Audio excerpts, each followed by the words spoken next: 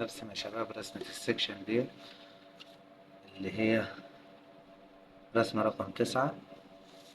هنبدأ بإن احنا نرسم العمودي زي ما حضراتكم شايفين، نرسم الأفقي ودي اختياري طبعا. إنك ترسم الأفقي ده اختياري، سنتر لاين برضو. من نقطة التقاطع دي هترسم ايه؟ خط على زاوية 30 باستخدام المثلث اللي متثبت على المسطرة. يبقى لازم المثلث يتثبت معاك على المسطرة، يكون ثابت معاك.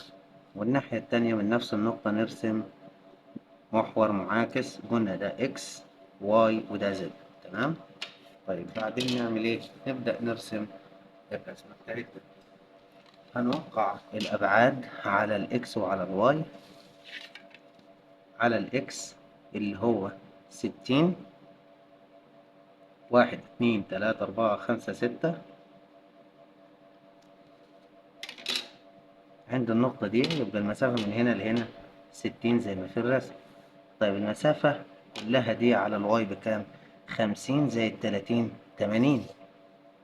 يبقى المسافة من هنا 1 2 3 4 5 6 7 8، ونحط ايه؟ نقطة. يبقى المسافة من النقطة دي للنقطة الأخيرة دي 80. طيب بعدين نعمل ايه؟ نشوف الرسمة بادئة معانا من نقطة الأصل دي ولا لأ. لو بصيت في الرسمة هلقاها إن هي بادئة راحة ل30 كده أهو، ال30 دي أهي، وبدأ يرسم. طب أنا لو رسمت ده على نقطة الأصل الشكل هيطلع، بصوا كده، الجزء ده هيطلع معايا على المحور، هيطلع بره المحور بتاعي ده. فاحنا نعمل ايه علشان نخلي الرسمة دي كلها جوه المحاور؟ ارحل 30 زي ما هو رحل وابتدي ارسم اهو. همسك المحور اكس ده نرحل عليه 30، يعني هبدأ من 18، 1 2 3 كده 3 سنتي للأولى. شايفين النقطة دي هي اللي هبدأ منها أرسم عندي. تمام. طيب الارتفاع ده كام؟ الارتفاع مديهوني هنا، هتلاقوا إن في جزء هنا مديلك إن الارتفاع ده ب20 من خلف الرسمة هنا. فاحنا هنعمل إيه؟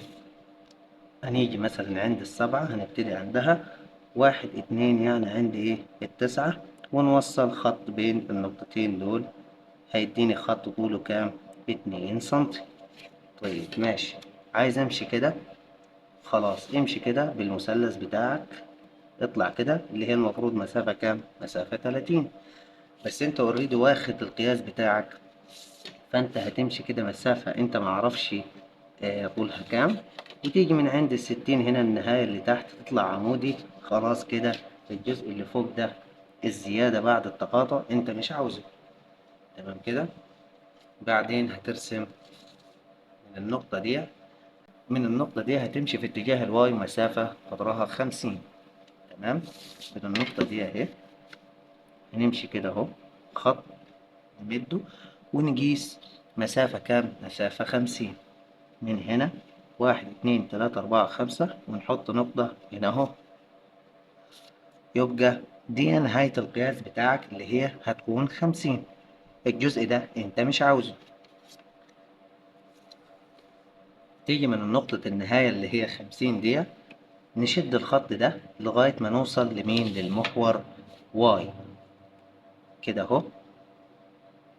يبقى ده معاك بكام؟ ب30. بعد كده نطلع بالايه؟ بحاجات عمودية كده اهو، خطوط عمودية من كل تقاطع. من عندنا نطلع عمودي، من عند التقاطع ده نطلع عمودي برضو، ومن عند النهاية اللي هي كانت بكام؟ 50 زائد 30 اللي هي ال80 نطلع عمودي. تمام كده. طيب بعدين أحدد انتهاء العمود ده منين؟ من التقاطع الأول، آخد موازي كده أهو بالمثلث يقطع معايا هنا أهو.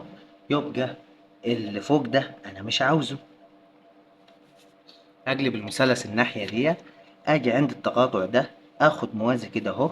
يبقى الجزء ده أنا مش عاوزه. من التقاطع الجديد ده آخد موازي كده أهو. يبقى التقاطع ده أو الزيادة اللي بعد التقاطع أنا مش عاوزها. تمام. بعد كده أحدد حدود الشكل اللي معايا على ارتفاع كام؟ على ارتفاع 20 او 2 سنتي. اجي من هنا اهو من النقطة دي اخد خط في اتجاه الواي خفيف، واقلب المثلث من النقطة دي اخد خط في اتجاه الاكس خفيف، هيتقاطعوا معايا في نقطة. الزيادة دي انا مش عاوزها. تمام كده. بعدين ابدأ ارسم الشكل ده، بيقول لي ان الارتفاع ده بكام؟ ب20. طيب علشان ابدأ ارسمه لازم ارسم ايه؟ ال20 من عند التقاطع اللي انا عملته ده. تمام كده. 1 2 يعني هنا اهو، وارسم التقاطع كده اهو لغاية ما اصل لايه؟ قصاد النقطة اللي انا حطيتها كده اهو. تمام كده يا شباب. بعدين اعمل مثلث كده، اجي من عند نهاية ال20 امد خط كده. الخط ده المفروض يبقى كام معايا؟ المفروض يبقى 40. ال40 دي اخد وليكن من 15، 1 2 3 4 يعني عند ال11. بعد كده من بعد النقطة اللي أنا عملتها دي، مش عاوز الكلام ده كله، أمسحه. وبعدين أنزل عمودي كده أهو. العمود اللي أنا نزلته ده هنزله لحد مقطع الخط ده، وده كده مساوي لطول ده اللي هو كام؟ 2 سنتي. طيب بيقول لي إن السمك بتاعك كده 10 ملي. أجي من هنا أهو من النقطة دي أطلع لفوق، وليكن هبدأ من 7، ارسم خط موازي لاتجاه الواي عند 8.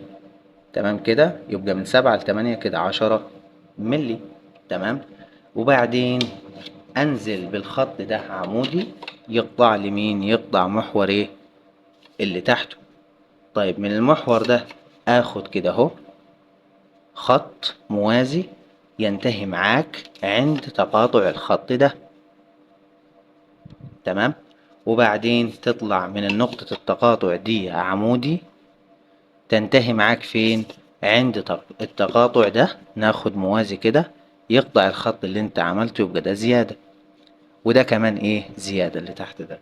وبعدين توصل الكورنر ده بالكورنر ده كده. انت الرسمة خلصت معاك، بس هيبقى مين؟ ان ده هيكون زايد معاك وده مش باينين في الرسم. فانت من الاول ترسمهم بخط خفيف علشان لما تيجي تمسح ما تكونش في حاجة باينة معك. تمام كده. احنا مسحناهم اهو. وبعدين نعيد على الخطوط اللي هي اتمسحت نتيجة المسح بتاعنا اهو كده اهو. والعمود ده يترسم برضو. بس كده. يبقى كده انت الشكل بتاعك خلص. وتحط الابعاد بتاعتك. طبعا الابعاد بتكون موازية وعلى بعد ايه؟ 1 سنتي من العمودي. يعني من هنا 1 سنتي من كل خط. عايز احط البعد ده، ابعد من النقطة دي 1 سنتي كده. النقطة هنا اهو. تمام. يبقى الخط هيبتدي معايا من هنا، اخد موازي من النقطة دي كده اهو. الموازي ده اعمل ايه؟ اجي من عند النقطة دي احط القلم واشد خط كده، وتحت برضو نشد خط كده اهو. نرسم رؤوس الاسهم كده، ونحط البعد اللي هو كام؟ 20. طيب الخط ده كان كله 60. تمام. اشد خط موازي من النقطة دي كده اهو، او اخد الطول الاول ادي هنا السنتي او 8 ملي، بس احنا ماشيينها ايه؟ سنتي. من النقطة دي اشد خط خفيف، والناحية التانية اروح عامل ايه؟ من النقطة دي اشد خط كده اهو. المسطرة كانت تمام، المسطرة ماشية معايا تمام. اجي من عند النقطة دي اعمل ايه؟ اشد خط كده اهو. يبقى ده زيادة معايا، في حتة زايدة اهي نمسحها. اعمل السهم، نعمل السهم ونكتب هنا كام في النص؟ 60 طبعا. طيب المسافة دي بيقول ان هي 30. اخد من هنا كده اهو من النقطة دي، اخد بعدها 8 سنتي يا 8 ملي او سنتي برضو مش هتبان معانا. اشد خط كده اهو. شايفين النقطة دي؟ اخدها الناحية التانية خط موازي للخط اللي انا عايز اشير ليه للبعد بتاعه كده اهو. ومن الناحية التانية عند النقطة دي اقف على القلم اخبط فيها، اشد خط كده اهو، اشاور عليها واكتب فوقيها كام؟ 30. طيب الناحية دي احنا قلنا ان مفيش ابعاد تتكتب معانا جوه الرسمة، تمام؟ نكتب ال50 اللي هو كاتبها هنا بره الرسمة. يعني من النقطة دي ناخد نقطة هنا اهو بعدها بسنتي، نشد خط كده من النقطة دي، ناخد موازي لحد آخر ايه؟